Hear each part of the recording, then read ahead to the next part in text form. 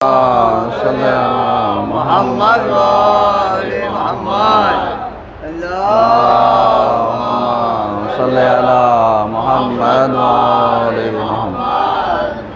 اعوذ باللہ من الشیطان الرجیم، بسم اللہ الرحمن الرحیم، الحمدللہ رب العالمین، الصلاۃ والسلام علی اشرف الانبیاء والمرسلین، اما بعد فقط قال رسول اللہ صلی اللہ علیہ وآلہ وسلم، الا اخبرکم بشیء ان انتم فعلتموہ تباعد الشیطان منکم کما تباعد المشرق من المغرب۔ قالوا بلی یا رسول اللہ، قال الصوم یسود وجہ والصدقۃ تکسر ظہرہ والحب فی اللہ والمواز ذکرت علی العمل الصالح۔ صلوات محمد علیہ محمد وآل محمد۔ عزیزان گرامی، آج کے پہلے خطبے میں سلسلہ مباحث کو آگے بڑھاتے ہوئے ہماری گفتگو اس عنوان پر جاری ہے کہ ماہ سازندگی و ماہ بندگی۔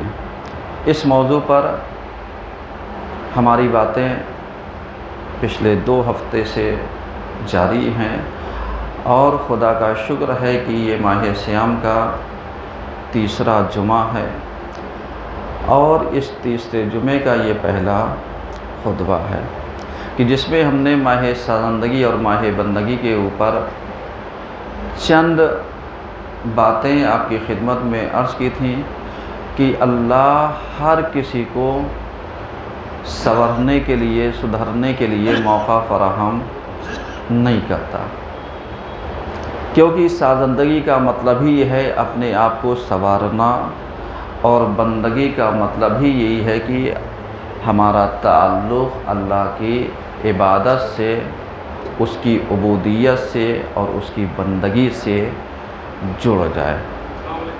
علیہ السلام۔ اور ماہ رمضان بہترین موقع ہے، ایک مہینہ جس میں ہم ہر طریقے کے گناہوں سے حد اقل پرہیز کرتے ہیں۔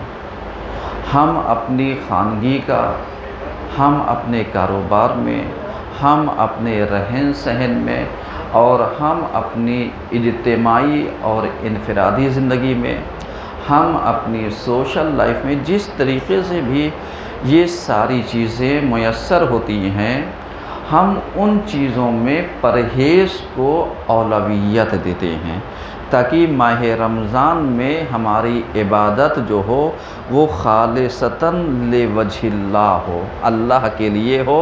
اور جب ہم اللہ کے لیے کسی چیز کو انجام دیں گے تو ظاہر سی بات ہے ہم اپنے آپ کو گویا سنوار رہے ہیں،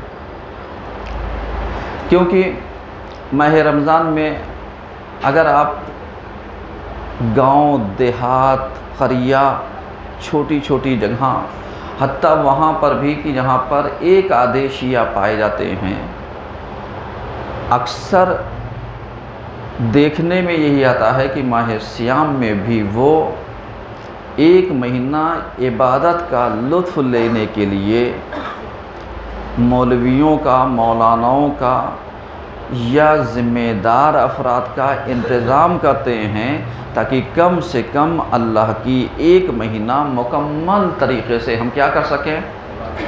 عبادت کر سکیں۔ اور یہ عبادت کا مہینہ ہر کسی کو میسر بھی نہیں ہوتا، ہر کسی کو نصیب بھی نہیں ہوتا۔ کیوں؟ اس لیے کہ علیہ السلام بہت سارے افراد، اگر آپ سماج میں نظر دوڑائیے اور اپنے آس پاس، اپنے علاقے میں آپ چاہے جہاں کہیں پر بھی دیکھ لیجئے، 100% رزلٹ کہیں کا نہیں ہے۔ مثلا اگر آبادی کسی جگہ پر 2000 مسلمانوں کی ہے تو آپ ایمانداری سے بتائیے کیا 2000 لوگ جمعے میں حاضر ہیں؟ نہیں۔ جیتا جاگتا آپ لکھنؤ لے لیجئے، میں مثال دے رہا ہوں، لکھنؤ کی آبادی حد اقل آپ شیعوں کی کتنی مانیں گے؟ عقل کی بات کر رہا ہوں، لاکھوں میں نکل جائے گی، لیکن ذرا سا آصفی مسجد میں جا کر کے دیکھیے کئی ہزار لوگ ہیں. سمجھ رہے ہیں؟ یہ میں اس چیز کو اسی لیے کمنٹمنٹ نہیں ہے کہ آپ سوچیے میں کمنٹ کر رہا ہوں، نہیں، میں ذہنوں کو ایک دعوت فکر دینا چاہتا ہوں کہ ہم جب اپنے نفس کو اللہ کے مہینے میں بھی آمادہ نہیں کر سکتے، تاکہ یہ سرکش نفس ہمارے قبضے میں آ کر کے ہم اس کو رام کر لیں، اپنے قبضے میں کر لیں، تاکہ یہ اللہ کی عبادت ویسے کرے جیسے اللہ چاہتا ہے. لیکن ہم کتنا کرتے ہیں؟ ہم کتنا اس چیز پر عمل کرنا چاہتے ہیں؟ ہم اس چیز کے اوپر کتنا عمل کرتے ہیں؟ عبادت کا مطلب اللہ سے قربت، اور قربت اسی وقت پیدا ہوتی ہے. آپ ابھی نماز کے لیے وضو کرتے ہیں، آپ کہیں گے وضو کرتا ہوں میں قربتاً الی اللہ. صحیح ہے. کتنے لوگ غسل جمعہ کر کے آئے ہوں گے، یہ یہی کہیں گے غسل جمعہ کرتا ہوں میں قربتاً الی اللہ. اس کے بعد آپ نماز پڑھنے کے لیے، جمعہ پڑھنے کے لیے مسجد میں تشریف لے کر کے آئے ہیں، تو آپ کی نیت کیا ہوگی؟ قربتاً الی اللہ. اس کا مطلب کیا ہوا؟ اس کا مطلب یہ ہو گیا کہ ہم نے اپنے سال کے آغاز کو، یہ جو مہینہ ہے، اس میں قربت سے کرنا چاہتے ہیں. جبکہ 12 مہینے ہمارے سارے اعمال قربت کی نیت سے ہوتے ہیں، لیکن چونکہ یہ اسپیشل مہینہ اللہ نے ہمیں دے رکھا ہے، جس میں ہمیں اپنے آپ کو کیا کرنا ہے؟ سنوارنا ہے. ہمیں اپنے آپ کو عبودیت کی طرف لانا ہے، بندگی کی طرف لانا ہے. تو جب سارے عمل قربتاً الی اللہ ہے، تو کیا کبھی ہم نے اپنے نفس کا محاسبہ کیا کہ سویرے اٹھے تو کتنی دیر کے لیے، نماز انجام دی تو کتنی دیر کے لیے، لوگوں کے ساتھ مدارات کیا تو کتنی دیر کے لیے، رشتہ داروں کے ساتھ صلہ رحمی کیا تو کتنی دیر کے لیے، بیوی بچوں کے ساتھ رحم دلی اور ہمدردی کیا تو کتنی دیر کے لیے، سماج میں ایک اچھا برتاؤ کو اپنایا تو کتنی دیر کے لیے، اور کاروبار میں امانت داری کو اپنایا تو کتنی دیر کے لیے، اور جب شب میں پلٹ کر کے اللہ کی بارگاہ میں آئے تو خالص بن کر کے کتنی دیر ٹکے رہے. کبھی آپ نے سوچا؟ کبھی غور و فکر کیا؟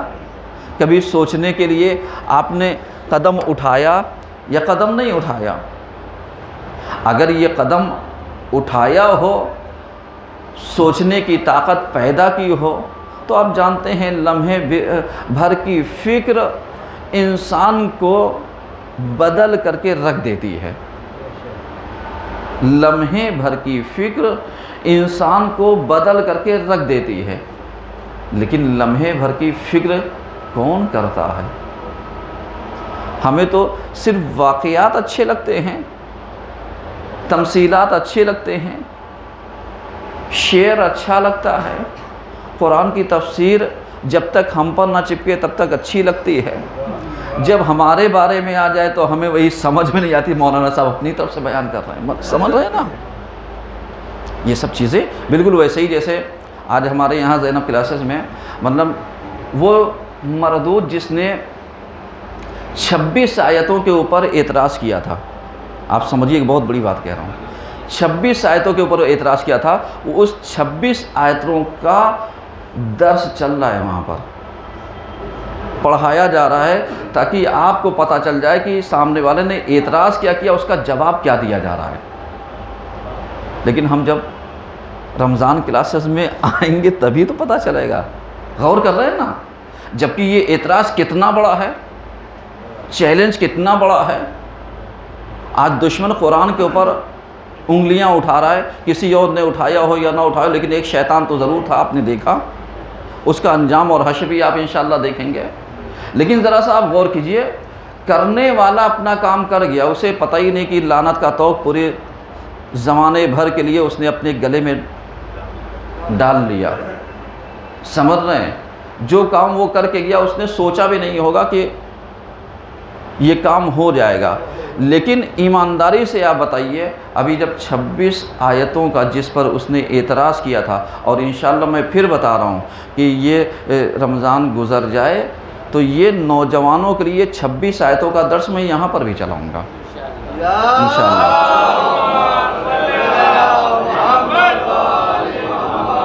تاکہ میرا نوجوان اسے پتہ تو ہو کہ آبجیکشن کیا ہے، کن چیزوں پر اعتراض ہے۔ ہمیں اعتراض پتہ ہی نہیں، صاحب قرآن میں کچھ آیتیں ہیں جو آتنکواد کو بڑھاوا دیتی ہیں، آپ نے پڑھا؟ ہم نے پڑھا ہی نہیں۔ اب جب پڑھا نہیں تو ہمیں کیا پتہ قرآن کیا کہہ رہا ہے، آتنکواد کیا ہے، ہمیں کیا پتہ ظلم کیا ہے، پیغمبر کو ہدایت کیا دی، سمجھ رہے ہیں؟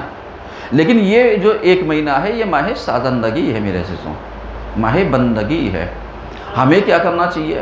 جیسے بھی ہم نے کہا کہ ہمیں صبح سے لے کر کے شام تک جب ہم لیٹنے کے لیے اپنے بستر پر جائیں تو یقیناً محاسبہ کیجیے۔ دیکھیے 2-4 منٹ اگر آپ قربانیاں دے دیں گے تو آپ کا کچھ جائے گا نہیں۔ اپنے نفس کو اگر آپ کچل دیں گے تو یہ یاد رکھیے کچھ نہیں جائے گا، لیکن جو آپ کو ملے گا وہ آپ اندازہ نہیں لگا سکتے۔ آپ کو کیا ملے گا؟ اس انسان کو کیا ملے گا جو اپنے نفس کو، خواہشات نفسانی کو اپنے پیروں تلے رون دیتا ہے؟ آپ جانتے ہیں پہلا قدم نفس امارہ پر رکھو جو انسان کو برائیوں کی طرف لے کر کے جاتا ہے، یعنی وہیں پر برائیوں کا سد باب کا دو، دوسرا قدم تمہارا جنت میں ہوگا۔ آپ غور کر رہے ہیں؟ یعنی کسی عارف سے پوچھا گیا، عارف وہ افراد کہ جو سلوک الی اللہ کے مراحل کو طے کرتے ہیں، جنہوں نے سلوک کے ان مقدمات کو فراہم کیا جس میں صرف اور صرف اللہ کے منزل ہوتی ہے، جہاں پر وہ جا کر کے صرف اللہ کے بارے میں سوچتے ہیں، تخلیقی کائنات کے بارے میں سوچتے ہیں، قدرت خدا کے بارے میں سوچتے ہیں، اللہ کی وحدانیت کے بارے میں سوچتے ہیں، اللہ کی عدالت کے بارے میں سوچتے ہیں، اللہ کے انصاف کے بارے میں سوچتے ہیں، اللہ کی قضاء و قدر کے بارے میں سوچتے ہیں، اللہ کی بدا کے بارے میں سوچتے ہیں، سمجھ رہے ہیں؟ یعنی اور اس کے علاوہ اللہ کا انعام اور اکرام کے بارے میں سوچتے ہیں، اور اس کے علاوہ سب سے بڑھ کر کے جو حشر اور نشر قیامت ہے اس کے بارے میں سوچتے ہیں۔ یہ جب سوچتے ہیں تو یہ طے کرتے ہیں۔ ان سے پوچھا گیا صاحب جنت کا کتنا فاصلہ؟ کہا بس 2 قدم۔ کہا کیسے؟ کہا پہلا قدم نفس امارہ پر رکھو، دوسرا قدم جنت میں۔ آج بتائیے ہم کتنا عمل کرتے ہیں؟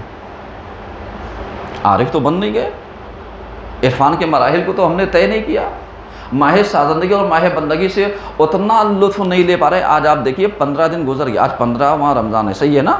ایک صلوات تو پڑھیے کم سے کم۔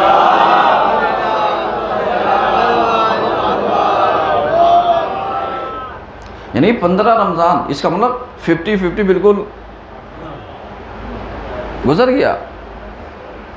بہت سارے افراد میرے عزیزوں شاید انہیں توفیق بھی نہیں ملی ہوگی کہ وہ روزے جیسے ذائقے سے اپنے آپ کو آشنا کریں، روزے جیسی روحانیت سے خود کو سیراب کریں، توفیق ہی نہیں ہوگی۔ کیوں؟ اس لیے کہ انہیں ڈر ہے کہ کہیں ایسا نہ ہو کہ میں بیمار ہو جاؤں، جبکہ اللہ نے بیماروں پر روزہ ہی نہیں فرض کیا۔ آپ غور کر رہے ہیں؟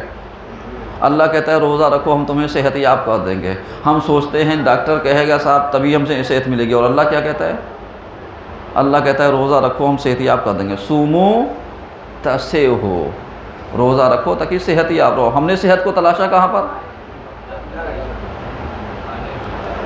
غور کر رہے ہیں؟ یعنی اللہ چاہتا ہے تمہیں نمازیں اور ہم نہیں۔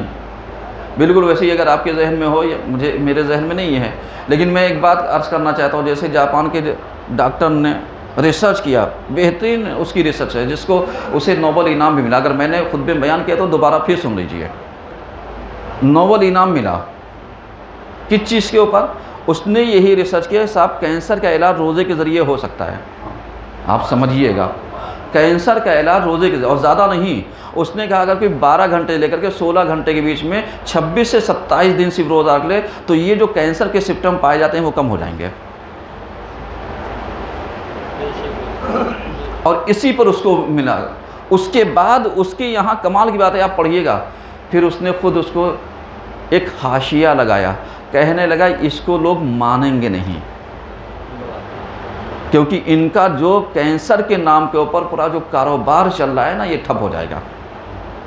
ڈاکٹر، میڈیسن، ہاسپٹلس، یہ وہ سب کا یہ سب ٹھپ ہو جائے گا۔ کہا کیوں؟ کہا اس لیے کہ روزہ جیسی تعلیم صرف مسلمانوں کے یہاں ہے، تو یہ تعصب ایسا پایا جائے گا کہ یہ روزہ رکھیں گے نہیں، جبکہ حقیقت میں اب آپ ذرا سا اندازہ لگائیے کہ ڈاکٹر کی تحقیق کو میں نے بتایا، اللہ نے تم سے روزہ رکھنے کے لیے سال بھر میں کتنا مانگا؟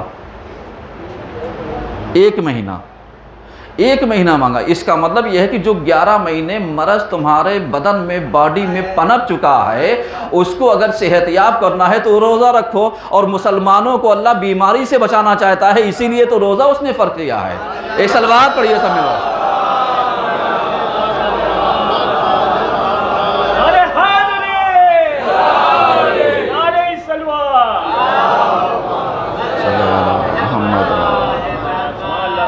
اب غور کرنا ہے، یعنی یہ جو عنوان ہے ہمارا ماہ سازندگی اور ماہ بندگی، آپ ذرا سا غور کیجئے گا۔ بس 2-3 منٹ اور لوں گا آپ کا اس پہلے خطبے میں۔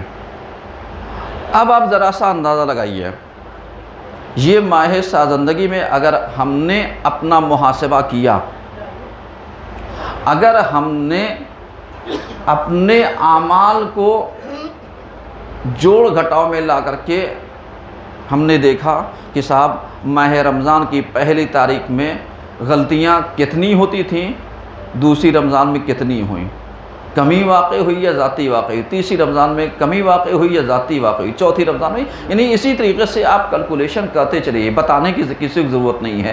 پھر آپ اسی کو پلس کر کے دیکھیے کہ پہلے ہم کیا کر رہے تھے، اب رمضان میں کیا کر رہے ہیں، پہلے ہم نے کیا کیا، اب رمضان میں کیا انجام دے رہے ہیں، پہلے ہم سے کیا خطائیں ہوئیں، اب رمضان میں کیا ہو رہا ہے، پہلے ہم جماعت میں ٹال مٹول کر دیتے تھے، رمضان میں نکلنا ہے، پہلے ہم روزہ رکھنے میں ٹال مٹول کر دیتے تھے، رمضان میں اس کی پابندی کر رہے ہیں، پہلے ہم کھانے پینے میں ٹال مٹول کر دیتے تھے، لیکن رمضان میں ایک پاکیزہ غذا لے کر کے ہم اس کی پابندی کر رہے ہیں۔ آپ ذرا سا اس کو پلس پلس پلس پلس کو آپ ذرا سا کیلکولیشن کرتے جائیے، آپ بتائیے کیا بتانے کی ضرورت پڑے گی کہ آپ کی سازندگی کیا ہے، بتانے کی ضرورت پڑے گی بندگی کیا ہے؟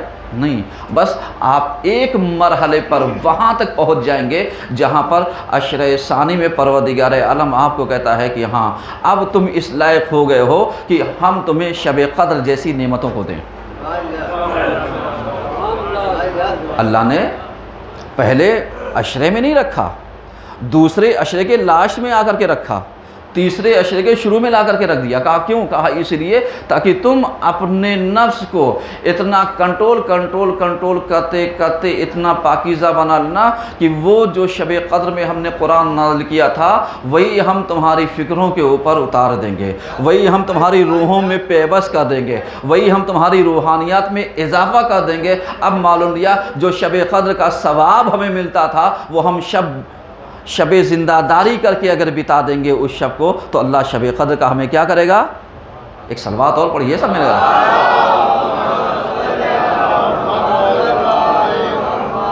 سمجھ رہے ہیں؟ تو ماہ سازندگی اور بندگی میں ہمیں کیا کرنا چاہیے؟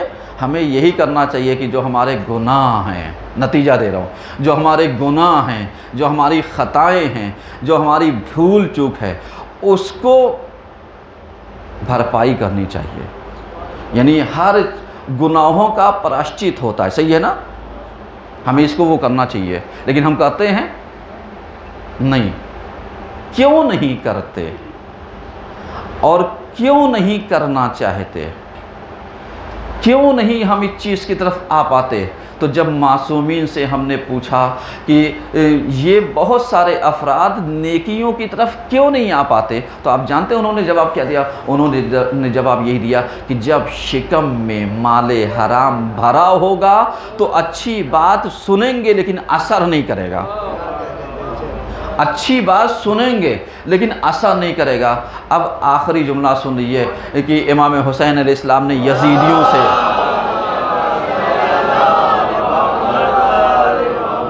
یزیدیوں سے مخاطب ہو کر کے یہی تو کہا تھا، تم مجھے کیوں مارنا چاہتے ہو، تم مجھے کیوں قتل کرنا چاہتے ہو، تم مجھے کیوں مٹانا چاہتے ہو؟ تو ان کے پاس کوئی جواب نہیں تھا، ان کے پاس کوئی لاجکلی آنسر نہیں تھا کہ جس کو وہ بتاتے کہ ہاں بھائی منطقی اعتبار سے دلیل یہ ہے، میں مارنا اس لیے چاہتا ہوں، سوائے اس کے کہ ایک جملہ انہوں نے کہہ کر کے پورے تاریخ میں لکھوا لیا کہ لِبُغْضِ أَبِيك۔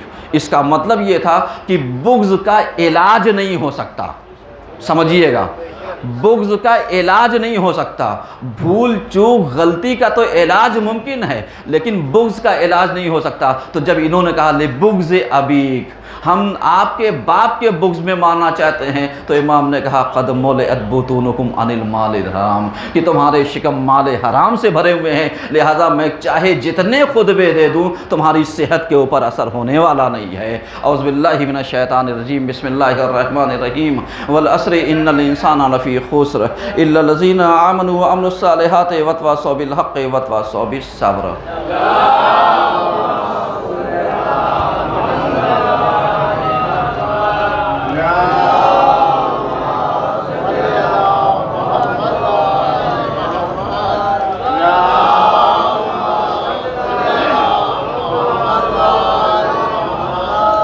اعوذ باللہ من الشیطان الرجیم، بسم اللہ الرحمن الرحیم، الحمدللہ رب العالمین، الصلاۃ والسلام علی اشرف الانبیاء والمرسلین، اما بعد فقد قال حسن عسکری علیہ السلام لیست العبادۃ کثرۃ الصیام والصلاۃ وانما العبادۃ کثرۃ التفکر فی امر اللہ۔ صلوات محمد علیہ۔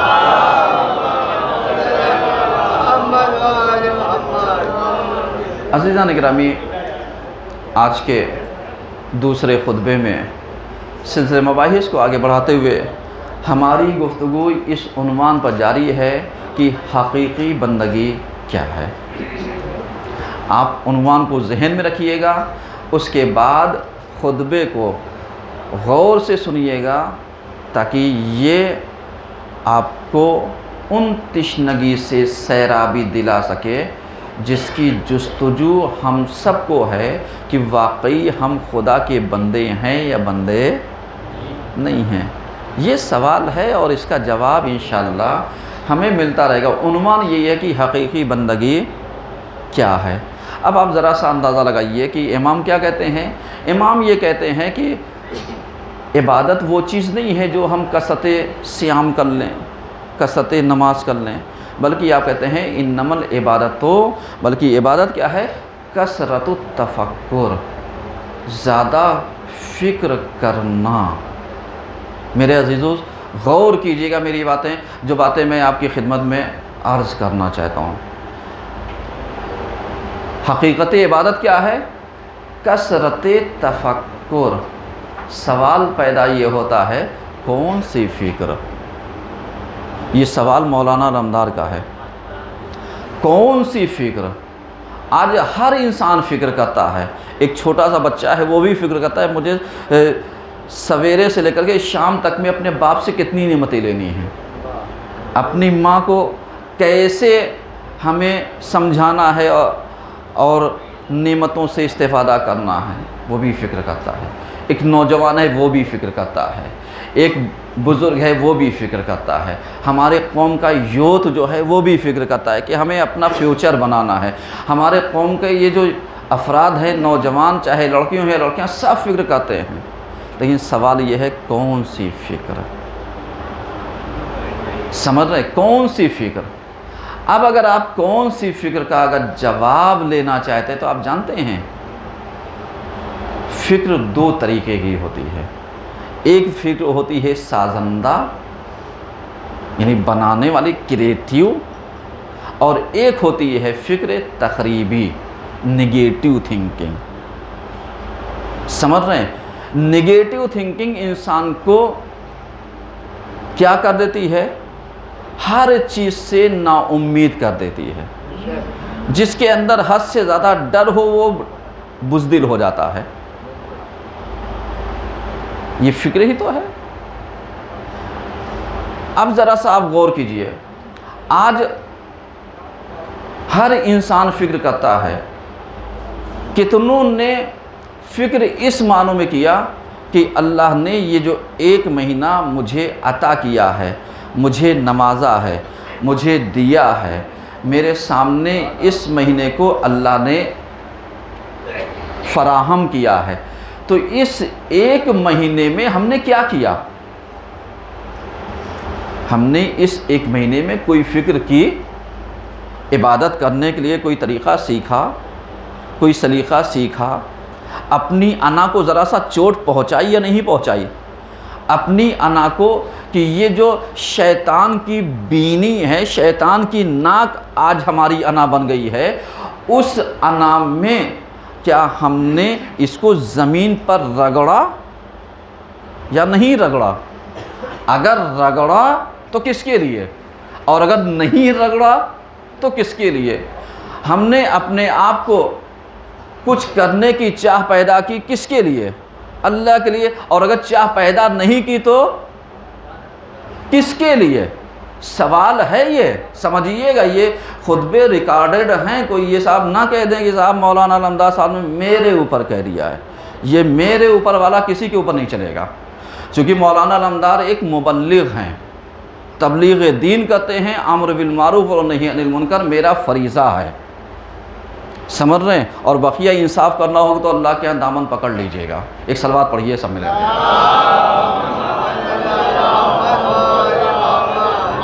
لیکن اس کی جگہ یاد بھی رکھیے گا کہیں آپ کا بھی دامن الٹا نہ پکڑا جا سکے، بھئی ایک طرف نہیں کہ مسلم مولوی ہی کا دامن پکڑیں گے، مولوی بھی آپ کا دامن پکڑ سکتا ہے، یہ یاد رہے۔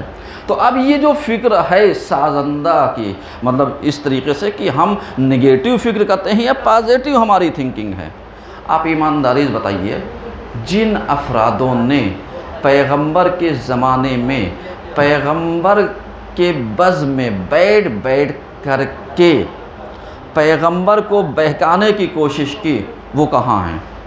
اور جنہوں نے پیغمبر کے مقابلے میں پیغمبر کے ساتھ بھی تھے، پیغمبر کے خلاف بھی تھے،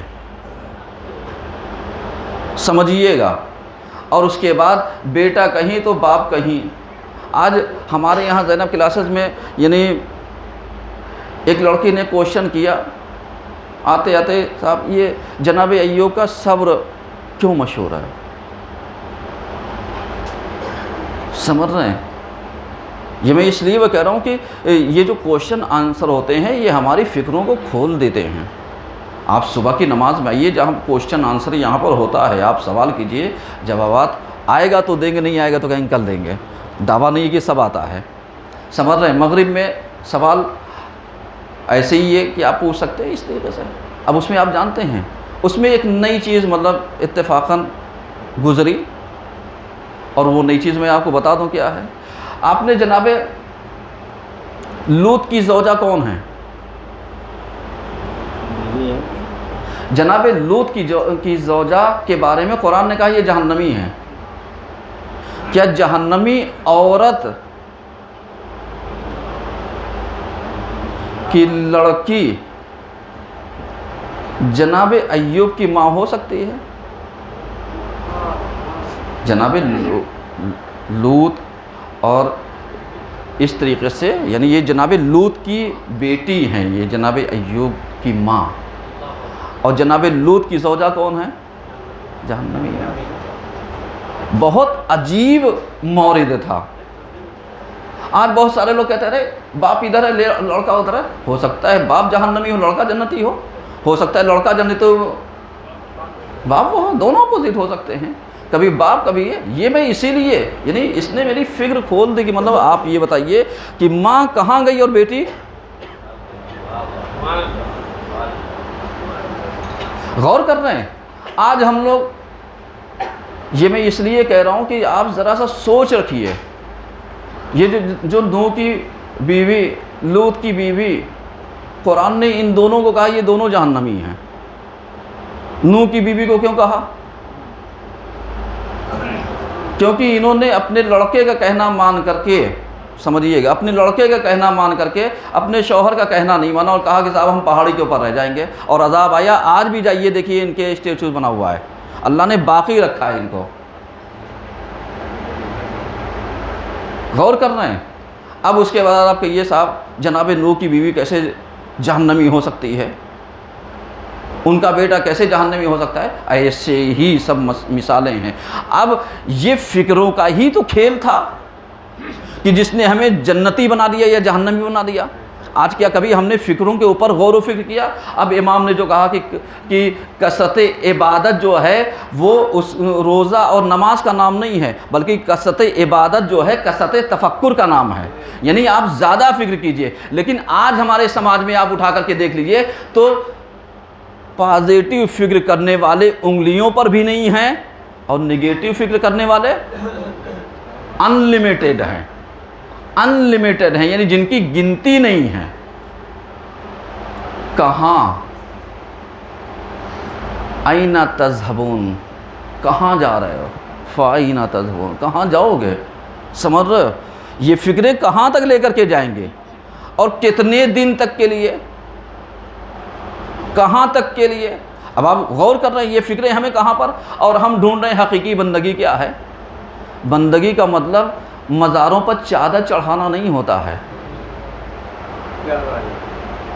بندگی کا مطلب اپنے نام نمود کے لیے کسی جگہ پر نامنیٹ کر دینا نہیں ہوتا ہے کہ معلوم دیا صاحب فلاں صاحب کا نام ہو جائے گا، اگر وہ 1 کروڑ روپیہ کہیں دے دیں گے تو بڑے بڑے ٹائٹل پر لکھ جائے گا صاحب 1 کروڑ روپے۔ اللہ کے بندوں، آپ جانتے ہیں بڑے بڑے دولت مندوں کو قرآن نے اپنے جگہ دامن میں گنجائش پیدا کی ہے، دامن میں جگہ دی ہے۔ کبھی آپ ان کی ہسٹری تو پڑھیے، آپ بتائیے اس سے فرعون سے زیادہ حکومت کس کے پاس تھی؟ اپنے کو خدا کہتا تھا۔ حامان سے زیادہ طاقت کس کے پاس تھی؟ قارون سے زیادہ خزانہ کس کے پاس تھا؟ لیکن خزانہ کہاں اور قارون کہاں؟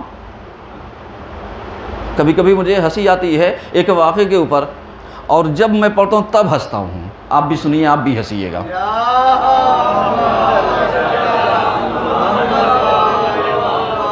سمجھ رہے ہیں؟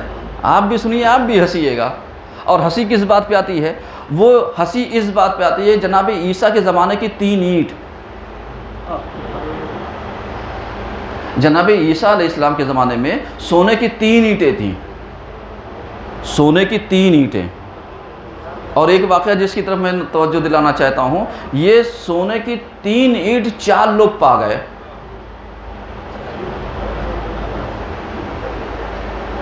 4 لوگ، اور اگر کہہ دیے تو 3 ہی لوگ، سمجھ رہے ہیں؟ آپ چاہے 4 کی گنتی کر لیجیے چاہے 3 کی گنتی کر لیجیے۔ کہنے کا مطلب یہ ہے کہ یہ لوگ سونے کی اینٹ پا گئے، خلاصہ دے رہا ہوں، سونے کی اینٹ پا گئے، اور پانے کے بعد تینوں کو لگی بھوک۔ اب جب بھوک لگی تو کہا بھائی جاؤ، 2 آدمی اسے رکھا رہے ہیں اور 1 آدمی جاؤ کھانا لے آؤ تاکہ ہم لوگ کچھ کھانا تو کھا لیں۔ ان کے ذہن میں یہ خناس چل رہا تھا کہ یہ جو کھانا لے کر کے آ رہا ہے اس کو اگر مار دیں گے تو بٹوارہ ہم میں ہو جائے گا، یعنی سونے کی اینٹ ہم لے لیں گے۔ یہ جو کھانا لینے گیا تھا اس کے مائنڈ میں ایک پلان چل رہا تھا، سوچ کی بات کر رہا ہوں، اس کے مائنڈ میں پلان بن رہا تھا کہ لاؤ میں کھانا کھا لیتا ہوں، کھانے میں زہر ملا دیتا ہوں، یہ کھائیں گے مر جائیں گے، پوری اینٹ میری ہو جائے گی۔ اب جب یہ کھانا لے کر کے پہنچا تو انہوں نے کھانے سے پہلے اس کو مار دیا، اور جب انہوں نے کھانا کھایا تو خود مر گئے۔ اب بتائیے سونے کی اینٹ کہاں گئی؟ ایک سلوات تو پڑھیے کم سے کم۔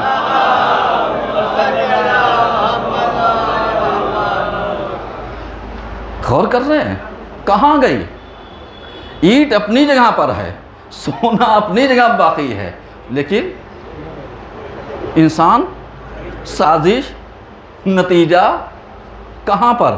اب آپ ذرا سا غور و فکر کر سکتے ہیں کہ کثرت العبادت کیا ہے؟ کثرت تفکر ہے۔ کب؟ جب ہماری فکر صحیح فکر ہو۔ ورنہ ایمانداری بتائیے، حسین سے ٹکرانے کے لیے، حسین کی طرف آنے کے لیے کتنوں نے کوشش کی، اور حسین سے بچنے کے لیے کتنوں نے کوشش کی، اور جنہوں نے بچنے کی کوشش کی ان کے اوپر یزید جیسا حاکم مسلط ہو گیا اور کہا یہاں رہو گے تو مار دیں گے، نہیں تو تمہیں جانا پڑے گا۔ نتیجہ کیا ہوا؟ حسین کے خلاف پارٹی میں آ گئے۔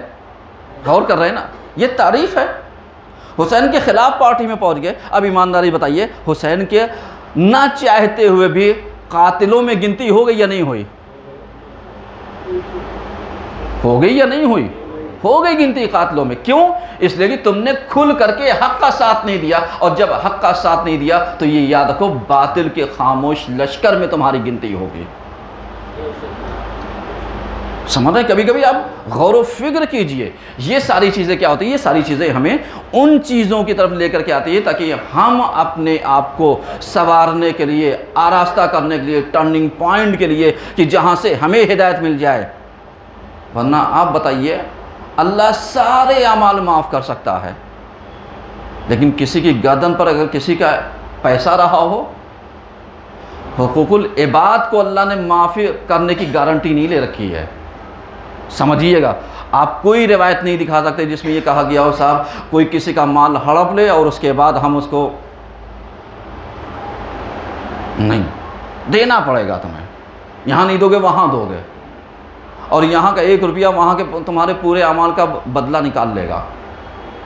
اسی لیے کہا جاتا ہے کہ اپنی زندگی میں وصیت کر کے جاؤ، اسی لیے کہا جاتا ہے اپنی زندگی میں کچھ لکھ کر کے جاؤ، اسی لیے کہا جاتا ہے اپنی زندگی میں بتا کر کے جاؤ کہ کس کا کتنا مال ہے۔ اور ہم آپ پلٹ کر کے دیکھیے ذرا سا، یہ چیزیں کس چیز کی طرف ہمیں لے کر کے آتی ہیں؟ یہ اس چیز کی طرف کہ اللہ چاہتا ہے باب رحمت میرے عزیزو کھلا ہوا ہے، رمضان کا مہینہ میسر ہے، ہم استغفر اللہ ربی واتوب الیہ تو کہتے ہیں، لیکن بغل میں چھری محاورہ سنا ہے نا، یہ کارگر ہونے والا نہیں ہے۔ کیوں؟ اس لیے کہ تمہاری زبان تمہارے عمل سے میچ کرتی ہو، تمہاری زبان تمہارے عمل سے اگر میچ کرے گی تو تم کامیاب ہو، اور اگر نہیں۔ ہمارے امام سے پوچھا گیا مولا ایک انسان کی میں نے غیبت کی، غیبت میں نے کی، وہ مر گیا، میں معافی کس سے مانگوں؟ وہ مر گیا، میں معافی کس سے مانگوں؟ امام نے کہا اگر وہ مر گیا ہے تو تو اس کے لیے کثرت سے استغفار کر، اللہ تیرے گناہ معاف کر دے گا۔ سمجھ رہے ہیں؟ تو کثرت سے استغفار کر اس کے لیے، اللہ تیرے گناہ معاف کر دے گا۔ آج ہم اپنے ماں باپ کے لیے بھی دعا نہیں کرتے، اپنے عزیز و اقارب کے لیے بھی دعا نہیں کرتے، اپنے رشتہ داروں کے لیے بھی دعا نہیں کرتے، اپنے قریبیوں کے لیے دعا نہیں کرتے، اور حتیٰ یہاں تک ابھی یہاں پر جماعت کے بعد مصافحہ کی باری آ جائے اور مرحومین مومنین اور مومنات کے لیے کیا کیا جاتا ہے؟ سورہ فاتحہ پڑھنے کا بھی ہمارے پاس وقت نہیں ہے۔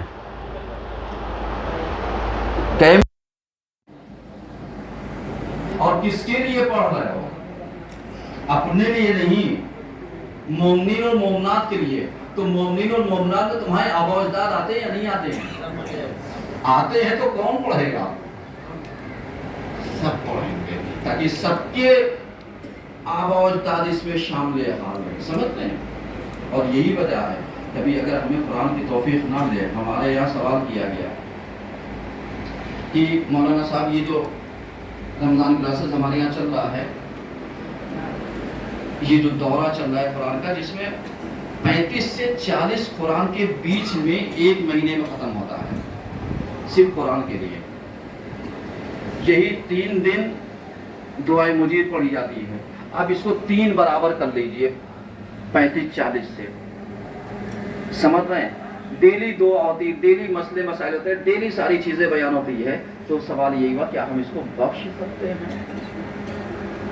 ہم نے کہا بالکل بخشا جا سکتا ہے، لیکن اجتماعی تم تنہا بخش دو گے ایک ہی قرآن ملے گا، اگر اجتماع میں بخشا تو 35-40 قرآن ملے گا۔ تو کچھ لوگوں نے سوال کیا کیا ہم اس میں شامل ہو سکتے ہیں؟ ہم نے کہا بالکل شامل ہوئیے، لیکن ایک شرط ہے بھائی، جن بچیوں نے محنتیں کی ہیں 30 دن 25 دن کانٹینیو آ کر کے قرآن پڑھا ہے، ان کو کچھ عیدی ودی کا سامان تو ہونا چاہیے کہ بس فری میں بخشوانا چاہتے ہو۔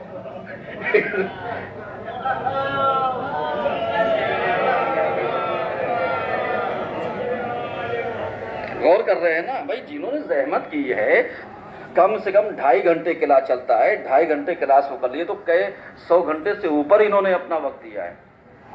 مطلب ویسے آنا جانا اگر سب ویسے، تو جس نے اتنا وقت دیا ہو، آپ اپنی دکان پہ کتنا دیتے ہیں؟ 8 گھنٹے دیا تو پر ڈے پیکج کتنا اٹھائیں گے؟ 12 گھنٹے دیں گے، کتنا اٹھائیں گے؟ تو انہوں نے وہ کیا ہے تو یہ فری کا سودا نہیں ہوگا. آپ ان کے لیے تحفے تحائف کی صورت میں دیں گے تو آپ کے مرحومین کو شامل کیا جائے گا، اور اگر نہیں دیں گے تو آپ جہاں پر ہیں وہیں رہیے. آپ اپنے جگہ پوچھ رہیے اور یہ لوگ اپنی جگہ پوچھ لیں گے. سلمان تو بولیے.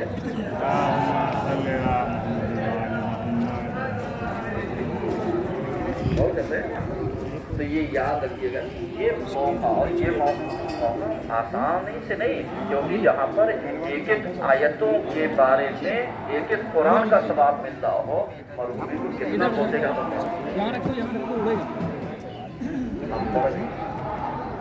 آپ اتنا وہ بھی نہیں کر سکتے، لیکن اگر اس چیزیں پہنچ گئی اور اسی بہانے ان کو ہو گیا تو بہت اچھا.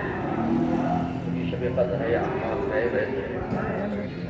تو اب نتیجہ میں دینا چاہتا ہوں کہ حقیقی بندگی کیا ہے؟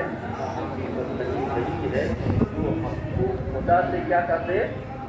قریب کر دے، اور ہم خود بھی قریب رہیں اور اپنے مرحومین کو بھی خدا سے قریب کیے رہیں. تو اب یہ یاد رکھیے گا کہ یہ جو 19 رمضان کا تعاون انشاءاللہ اپنی منزل کو ہو گئی 11 اپریل کو، اور 11 اپریل کو انشاءاللہ 8 بجے مسجد شروع ہو جائے گی. آپ کثیر تعداد میں تشریف لے کر جائے گا، اور شب قدر کے اعمال انشاءاللہ یعنی 9 سے 10:30 تک انجام دیا جائے گا. یعنی 18 میں شب 19 کے اعمال 9 سے 10:30 تک 1.5 گھنٹہ آپ سے مانگا گیا ہے. انشاءاللہ اس میں آپ کو لطف آئے گا، تاکہ ہم اس میں ان چیزوں کو بھی پڑھ سکیں جس میں دعائے جوشن کبیر بھی شامل ہے. اگر ہم 3 مرتبہ پڑھ لیں گے تو اللہ جہنم کو ہم سے کیا کر دے گا؟ ہم پر حرام کرا دے گا. اعوذ باللہ من الشیطان الرجیم، بسم اللہ الرحمن الرحیم. ان اللہ وملائکتہ یصلون علی النبی یا ایھا الذین آمنوا صلوا علیہ وسلموا تسلیما. اللهم صل علی سیدنا محمد صلی اللہ علیہ وآلہ وسلم وعلى امیر المؤمنین علی بن ابی طالب وعلى فاطمہ محمد وعلى رسول مصطفى ورسول شہید بکربلاء وعلى حسین محمد علی وعلى محمد حسین جعفر علی موسیٰ محمد علی وعلى محمد ورسول علیہ الصلوۃ والسلام. اللهم صل علی محمد صاحب الزمان ماہی آثار علی و دنیا و آدمی آخر شکر النفاق. پروردگارہ ہمارے اس قریب سی عبادت کو قبول فرما دینا. پروردگارہ ہم لوگ اس مقصد میں جس مشن میں لگے اس کامیابی کا فرما دینا. پروردگارہ ہمارے امام کے ظلم کا عطا فرما، اور ہم سب کو ان کی آوان و انصار میں شمار فرما. اللہم صل علی محمد